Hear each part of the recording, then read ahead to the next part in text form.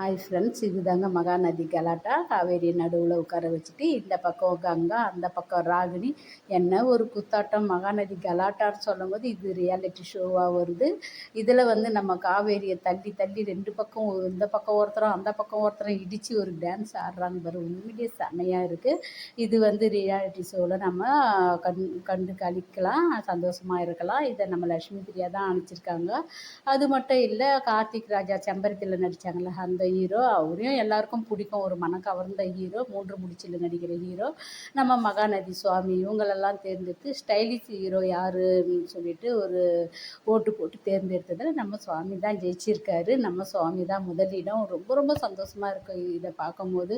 எதை எடுத்தாலும் நம்ம மகாநதி காரணம் தான் இது. நம்ம சுவாமி வருவார். நம்ம விஜய் காவேரின்னு தான் நிறைய அவார்டுங்க வாங்கிக்கின்னு இருந்தாங்க. இதை பார்க்கும்போதெல்லாம் சந்தோஷம். உண்மையிலேயே எங்கேயோ பிறந்து எங்கேயோ வளர்ந்து ஒரு ஹீரோவாக அவங்களுக்கு நடிக்கிறாங்க. ஒரு பணத்துக்காக எதுக்கோ நடிக்கிறாங்க. அவங்க நடித்து நம்மளை சந்தோஷப்படுத்துகிறாங்க பாரு. அந்த மனம் கவர்ந்த ஒரு சந்தோஷத்தில் நம்ம கஷ்டத்தை மறக்கிறோம், நம்ம சந்தோஷப்படுறோம். அதுக்காக தான் அவங்கள ஓட்டு போட்டு ஜெயிக்க வைக்கிறோம், அவங்கவுங்க மனசுக்கு பிடிச்சவங்கள.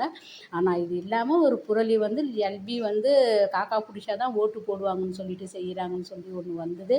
அது ரொம்ப ரொம்ப தவறான புரளி. ஏன்னா கண்டிப்பாக யாரும் காக்கா பிடிக்கணுன்ற அவசியம் கிடையாது. அவங்க ஒரு நடிப்பை கொடுக்குறாங்க, அதை ரசிக்கிறோம், நம்ம கவலையை மறக்கிறோம். அவ்வளோதான்.